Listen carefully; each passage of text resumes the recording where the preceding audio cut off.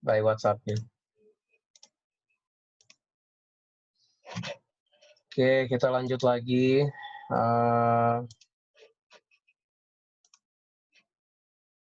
Kita ulang deh ya, beberapa yang baru masuk, kita masih bahas chapter 1 kemarin, pertemuan yang terakhir. Kali ini kita bisa bicara mengenai komponen penyusun risiko atau components of risk. Risiko disusun dari 3 komponen.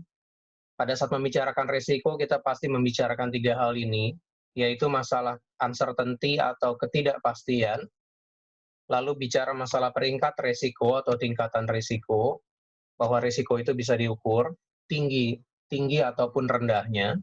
Lalu kita bicara perils atau bahaya penyebab timbulnya risiko tersebut, dan hazard, faktor-faktor yang mempengaruhi tingkat risiko. Masing-masing poin ini kita akan bahas di slide berikutnya. Baik, kita bahas komponen risiko yang pertama, yaitu ketidakpastian. Bicara risiko, pasti kita membicarakan suatu ketidakpastian. Ya. Lawan dari ketidakpastian ini adalah kepastian atau certainty. Ya. Apa yang dimaksud dengan uncertainty atau ketidakpastian? Ketidakpastian itu terjadi karena kita tidak memiliki pengetahuan akan hal-hal apa yang mungkin terjadi di masa depan. Kalau kita lihat dari tulisan bahasa Inggrisnya ini, imperfect knowledge about future, uncertainty itu terjadi karena ketidaksempurnaan pengetahuan kita akan apa yang terjadi di masa depan. Besok kita tidak tahu apakah hari hujan atau enggak. Besok kita nggak tahu apakah akan terjadi kebakaran di lingkungan sekitar rumah kita. Ya, itu contoh dari ketidakpastian. Kita nggak tahu nih apa yang akan terjadi di masa depan. Seandainya, sekiranya kita memiliki pengetahuan akan apa-apa yang akan terjadi di masa depan, maka tidak akan ada yang namanya ketidakpastian. Kalau kita bisa tahu ya, kalau kita bisa tahu akan hal-hal yang terjadi nantinya di masa depan, pada dasarnya tidak ada ketidakpastian, maka tidak ada risiko.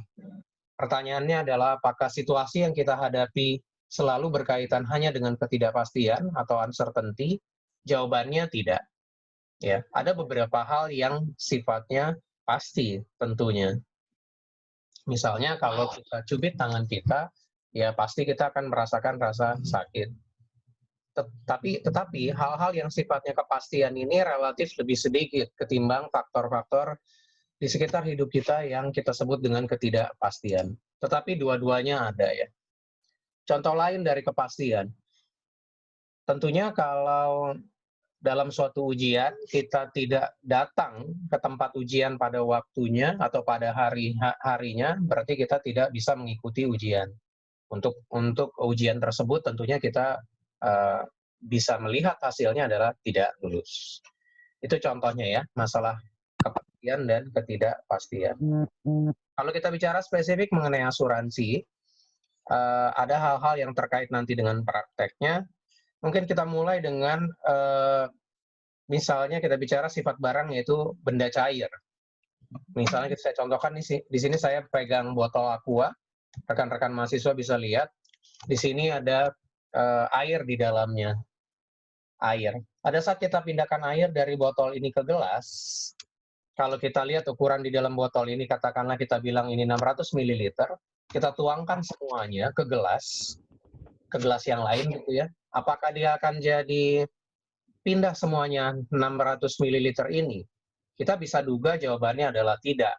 Karena dari sifat benda cair ini akan ada beberapa tetes air atau sebagian air yang akan menetap di dalam botol gitu ya. Karena benda cair itu dia melekat di dalam tempat benda penyimpanannya. Nah, kalau kita bicara dalam hal asuransi, apakah ada kaitannya? Contoh seperti ini. Ini sangat terkait erat dengan contoh produk asuransi yang namanya asuransi pengangkutan barang, marine cargo. Kita bisa bayangkan seandainya barang yang dibawa atau barang yang diasuransikan itu adalah benda cair, seperti minyak atau BBM.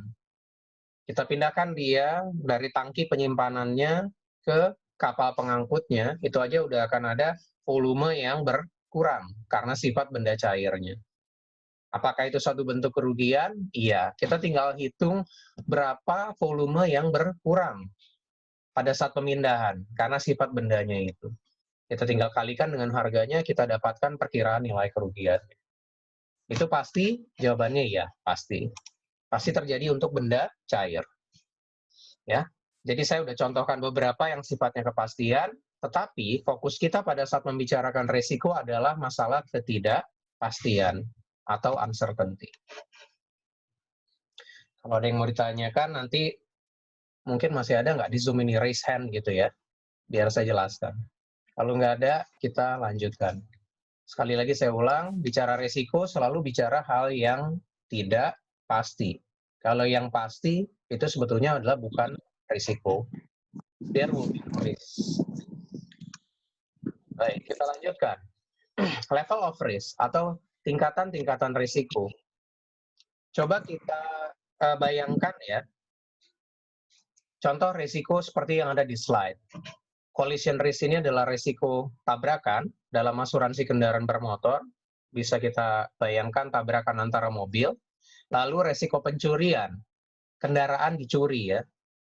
Mobil kita ada di garasi, esokan harinya kita lihat hilang karena dicuri seseorang. Kalau kita bandingkan antara dua jenis risiko ini, antara tabrakan dan pencurian, mana yang lebih rendah risikonya, mana yang lebih tinggi risikonya. Pada saat kita bicara atau mempertanyakan hal-hal seperti pada poin kedua ini, pada dasarnya kita membicarakan level of risk. Seperti yang dimaksud di dalam poin 3. We are talking about the level of risk. Pada saat kita mau menilai apakah risiko tabrakan itu lebih tinggi, apakah risiko pencurian itu lebih tinggi. Ya. Nah, pada saat kita bicara tingkatan risiko seperti ini, kita bisa melihat pengukuran risiko dari segi parameternya ada dua. Ini sebetulnya dijelaskan dalam pertemuan pertama juga ya, yaitu frekuensi dan severity. Frekuensi, kita mengukur risiko dari sisi seberapa sering kemungkinannya risiko tersebut terjadi. How often it will happen. Boleh dibilang juga peluangnya gitu ya. Seberapa sering dia terjadi, itu kita bicara parameter pengukuran risiko yang namanya frekuensi. Sementara pada saat kita membicarakan dari sisi seberapa besar dampak kerugian yang ditimbulkan, khususnya dari segi kerugian keuangan, maka kita membicarakan pengukuran risiko, level of risk dari sisi severity. Tiap risiko kita bisa mengukur baik frekuensi maupun severity-nya. Ya.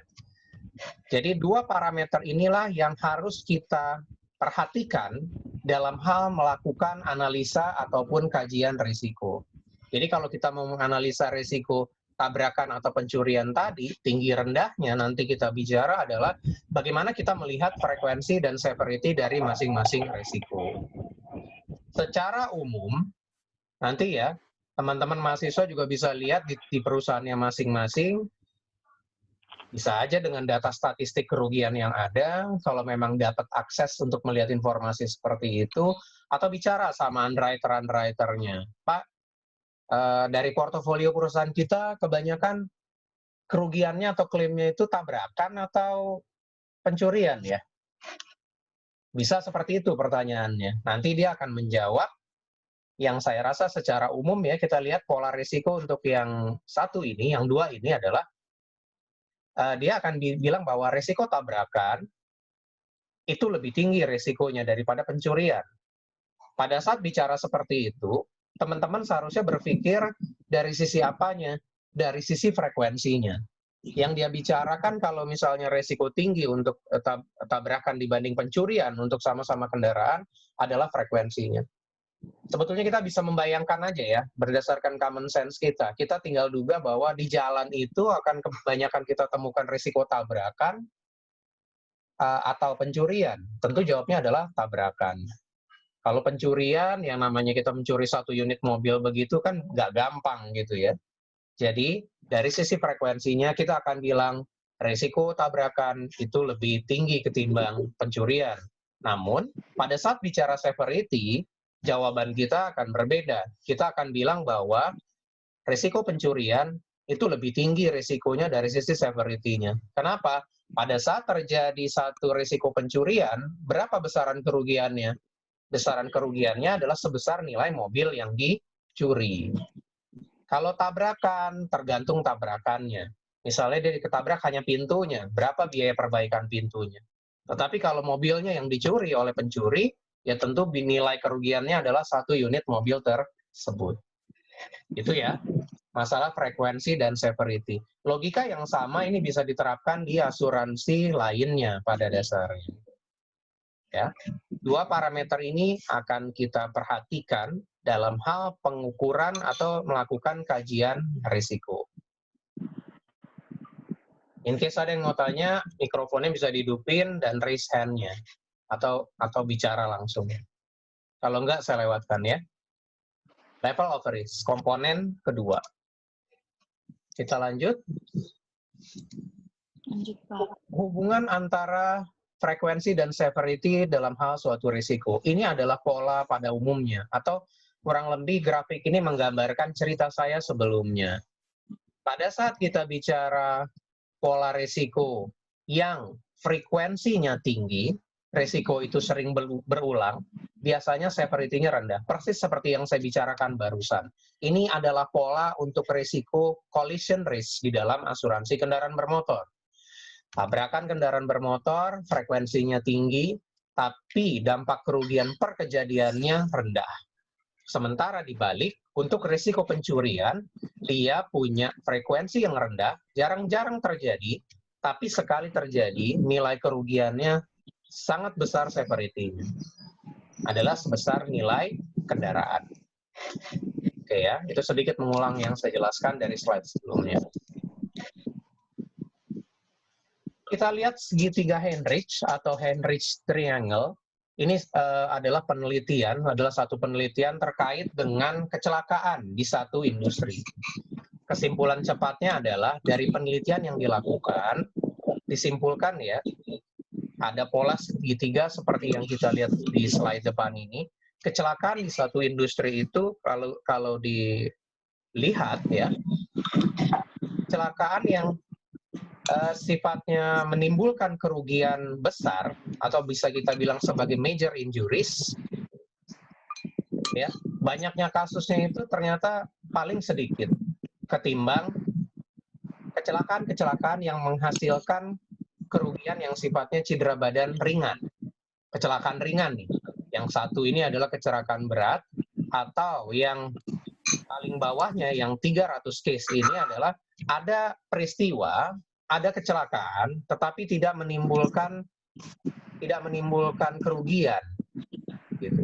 Atau kalau kalian lebih gampang ngelihatnya, nggak menimbulkan korban. Kecelakaan di satu industri dikelompokkan berdasarkan tingkatan kerugiannya. Ini polanya seperti yang digambarkan di dalam segitiga Heinrich Triangle ini. Kita lebih presisikan lagi, misalnya kita bicara satu kasus luka berat, 30 kasus luka-luka ringan, 300 tidak ada luka-luka. Misalnya apa nih? Dia kepleset gitu ya, kepleset tetapi nggak mengalami luka-luka. Berdarah enggak, keseleo enggak, patah tulang enggak. Kalau yang 30 ini mungkin lecet-lecet luka sedikit. Kalau yang ke-1 ini mungkin parah gitu ya, kecelakaan jatuhnya. Korbannya apa? Bisa jadi jiwa. Nah, pola atau penelitian seperti ini kurang lebih kalian juga bisa melihat di contoh yang lain. Misalnya kalau kita masuk ke jalan tol, kalau memperhatikan ada beberapa yang menampilkan papan pengumuman di sana. Kita lihat ya. Sampai dengan bulan sekian korban kecelakaan yang mengakibatkan meninggal dunia jumlahnya X. Sampai dengan tanggal sekian, korban yang luka-luka tabrakan, jumlahnya sekian. Coba perhatikan, itu pasti akan lebih banyak yang luka-luka biasa dibandingkan yang meninggal dunia. Sehingga itu masuk ke dalam slide sebelumnya, yang ini, bahwa risiko kematian punya frekuensi rendah tapi severity tinggi. Sementara risiko luka-luka akibat tabrakan itu punya frekuensi yang lebih tinggi dan severity yang rendah. High frequency, low severity. Low frequency, high severity.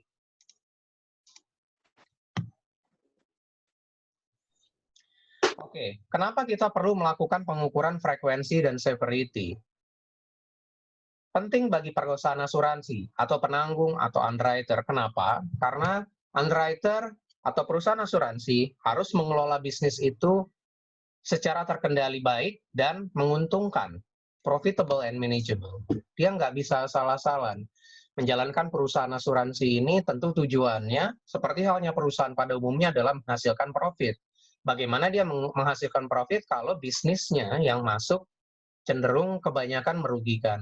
Nah, itu semua dimulai dari bagaimana dia mengukur frekuensi dan severity atas setiap risiko yang masuk ke dalam perusahaan asuransi tersebut, gitu ya.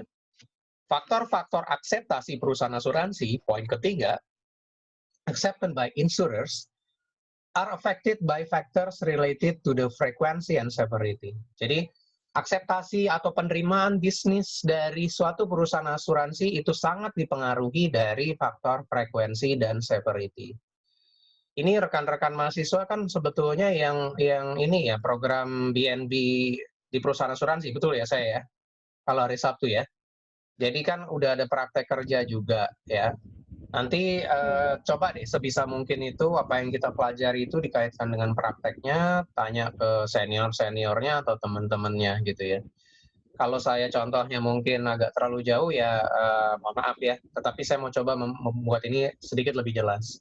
Apa yang dimaksud dengan poin nomor 3 ini ya, tentunya pada saat kita menerima suatu resiko, proposal penutupan dari tertanggung ya, sadar nggak sadar nih si underwriter-nya sebetulnya ngelihat dari dua sisi ini.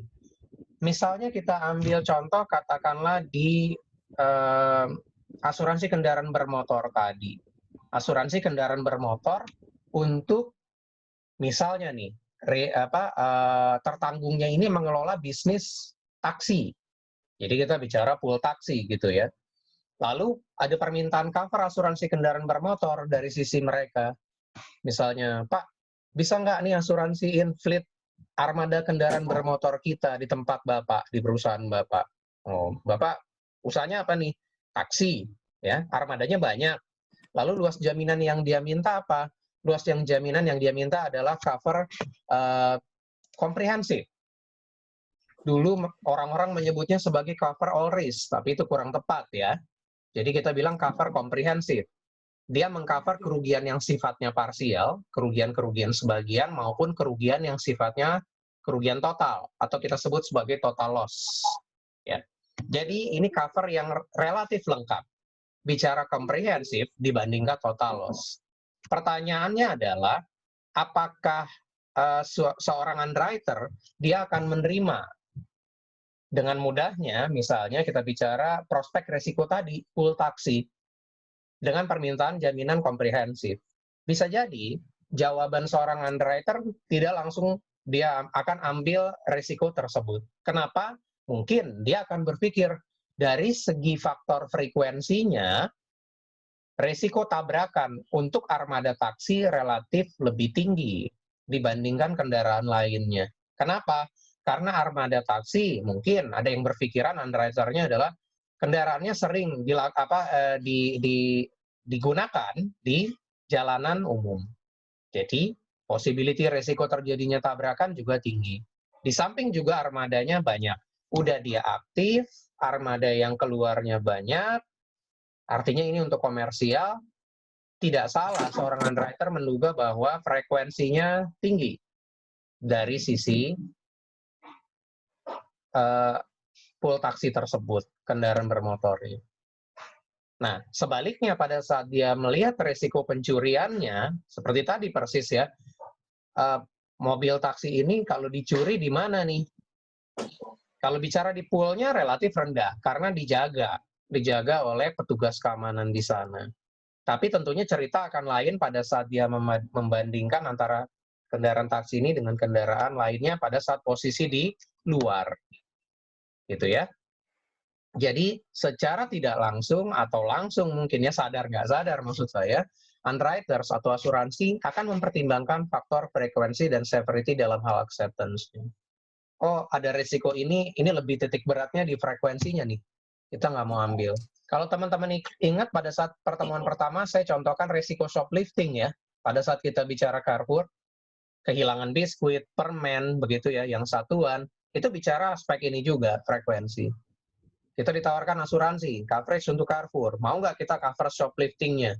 Mungkin ada underwriter yang akan bilang, nggak, kita nggak mau ambil. Karena resikonya relatif tinggi. Probabilitasnya sering berulang. Dari data kerugian yang ada menunjukkan 90% kasus adalah di shoplifting. Kalau 90% kan 0,9. Kita bilang berarti mendekati 1. Mendekati 1 berarti mendekati kepastian. Begitu ya. Kita lihatnya seperti itu. Nanti kalau ada yang mau ditanya silakan. Baik, kita masuk ke komponen ketiga. Komponen penyusun risiko, perils, dan hazard. Aspek yang ketiga ini berkaitan dengan penyebab kerugian. Perils adalah, ada yang menerjemahkan sebagai bahaya ya dalam bahasa Indonesianya. Perils adalah sesuatu yang mengakibatkan timbulnya kerugian. Perils ya. Pemicunya kalau saya melihatnya, starting point-nya dari mana. Sementara kalau bicara hazard, hazard itu adalah faktor-faktor yang akan mempengaruhi bekerja atau dampak dari perils tersebut. Hazard ini adalah faktor-faktor yang mempengaruhi perils. Sebetulnya kalau saya relatif nggak terlalu mempermasalahkan ya, misalnya kalau teman-teman mahasiswa bilang bahwa hazard itu adalah faktor-faktor yang mempengaruhi frekuensi dan severity dari resiko, boleh aja, gitu ya. Kalau kita lihat-lihat, logikanya adalah ini adalah komponen penyusun resiko, berarti dia adalah part of risk itself, dia adalah bagian dari resiko itu sendiri, gitu ya. Baik, kita lihat contoh dari perils. Di sini ada beberapa contoh kebocoran cairan atau kebocoran air kah atau minyak dari tangki penyimpanan. Itu sumber utamanya, bahaya utamanya. Atau contoh lain, sambaran petir. Itu juga contoh dari perils. Tapi tidak berarti hanya dua ini ya, tergantung kelasnya kita akan lihat.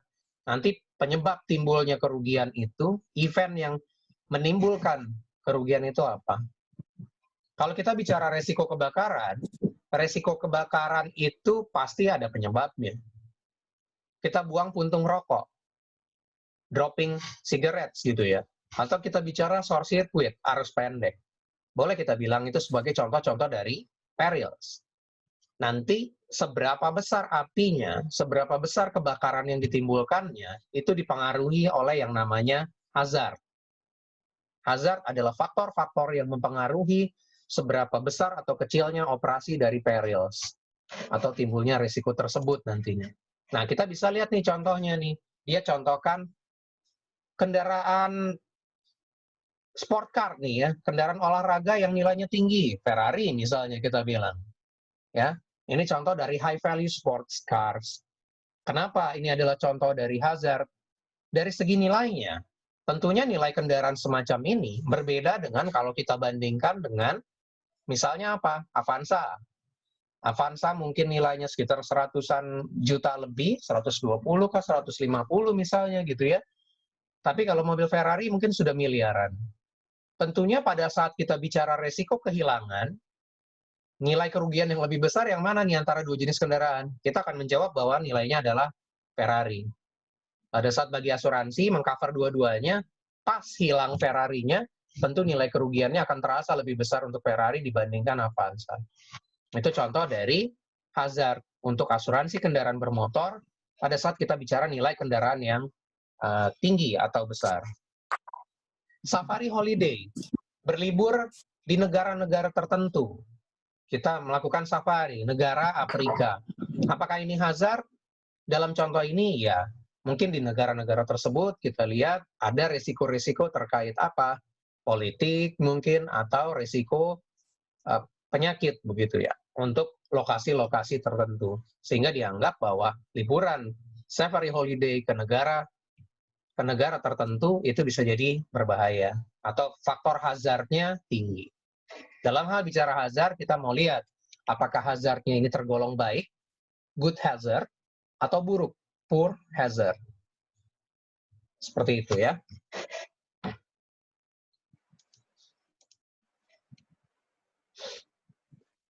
Baik, kita lanjutkan. Hazard juga dibagi ke dalam dua jenis. Dalam referensi buku kita ini, dia mengelompokkan hazard itu ke dalam dua jenis. Mungkin mahasiswa kalau baca buku lainnya, dia akan menemukan hazard itu ada yang menyebut 4. Physical hazard, moral hazard, dan legal hazard. Sekarang kita lihat dari referensi kita yang sekarang ini, hazard itu dibagi 2, physical dan moral. Kita lihat ya, kalau berdasarkan referensinya, physical hazard relates to physical characteristic of the risk and includes any measurable dimension of the risk. Bisa kita bilang adalah physical hazard ini adalah faktor-faktor yang mempengaruhi tingkat risiko, frekuensi maupun severity-nya dari sisi karakteristik fisik objek pertanggungannya. Boleh kita bilang seperti itu ya. Jadi physical hazard ini faktor yang mempengaruhi risiko, tadi saya lebarin ya, dari sisi frekuensi kah atau severity, kita melihatnya dari aspek karakteristik fisik objek pertanggungan.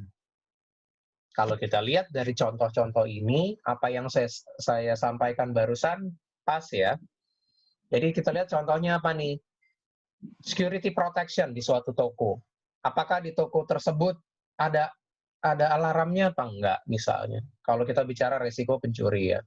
Ada enggak alat pemadam ringan, aparnya, untuk bicara risiko kebakaran? Fisikkah dia? Fisik. Kan objek fisiknya kelihatan itu ya. Alat aparnya, alarmnya, kalau bicara teralis gitu untuk risiko pencurian juga, itu adalah security protection di suatu toko. Bagian dari objek pertanggungan ya, yang diasuransikan apa? Tokonya. Ya. Jadi keberadaan security protection di toko tersebut adalah contoh dari physical hazard untuk asuransi kebakaran kah atau untuk asuransi pencurian, kebongkaran ya. Bisa. Kedua, kelas konstruksi atau material konstruksi dari bangunan di mana bangunan tersebut diasuransikan. Itu juga dari contoh physical hazard. Gitu. Bangunannya kita lihat dibuat dari materialnya kebanyakan yang tergolong kelas 1. Di situ kita lihat ada batu batanya gitu ya. Nah, ini physical hazard. Berbeda dengan yang konstruksi kelas 3 yang dominannya adalah kayu. Ya. Konstruksi of the property contoh dari physical hazard. Yang ketiga, contoh lain, usia dari calon tertanggung, age of a proposer, dan jenis kendaraannya di dalam asuransi kendaraan bermotor. Ini juga contoh dari physical hazard. Jenis kendaraan jelas, tadi sedikit banyaknya contoh Ferrari juga merefer ke sana, tapi juga bisa kita kembangkan ke contoh-contoh yang lainnya. Kalau usia dari calon proposer atau calon tertanggung, di sini dia mengelompokkan ke dalam physical hazard, boleh-boleh saja. Tapi kalau nanti referensi lain memasukkan juga ke dalam moral hazard, itu juga bisa. Kalau physical hazard dari calon proposer, usia, tentu di sini melihatnya adalah membedakan antara calon tertanggung yang berusia tua dengan calon tertanggung yang berusia muda. Yang usia muda punya fisikalnya lebih baik daripada yang tua, misalnya dari segi penglihatannya. Ya. Penglihatan seorang pengemudi bagus atau tidak tentunya menentukan tingkat kecelakaan. Ya. Fisika itu ya aspek fisik. Ya. Age of proposer dalam asuransi kendaraan dilihat sebagai physical hazard dari segi fisik si calon pengendara. Tapi kalau dari sisi moralnya bagaimana? Tentunya bisa juga usia ini dilihat dari aspek moral hazardnya. Nah, pengemudi yang muda dianggap tidak berpengalaman, inexperience, dan punya kondisi emosi yang relatif belum stabil, ya, dibandingkan pengemudi-kemudi yang sudah berusia lebih matang. Jadi kalau di jalan, yang inexperienced driver ini, pengemudi yang baru dapat SIM, anak muda, 17 ya, usia 17-an misalnya di kita, di Indonesia, mungkin dia masih emosional di jalan. Diganggu sedikit atau disalip sedikit, langsung kebut-kebutan, bawaannya mau dibales begitu ya. Tapi kalau pengemudinya udah relatif berusia tua, relatif dia bisa mengontrol emosinya. Walaupun tidak berarti harus sama semua seperti itu. Itu juga relatif ya, namanya moral gitu, aspek moral. Jadi age of proposer dalam kendaraan bermotor bisa masuk ke physical, bisa masuk ke dalam moral hazard. Waktu kita tinggal kurang dari 1 menit, nanti saya stop dulu untuk kita mulai yang baru gitu ya. Nanti kita lanjutkan lagi ini. Mungkin karena tanggung ya kalau kita teruskan. Saya stop di sini dulu ya. Ini tinggal sisa kurang dari 1 menit. Nanti kita lanjut lagi. Standby aja tetap teman-teman mahasiswa ya. Oke, saya mati. Oke, Pak.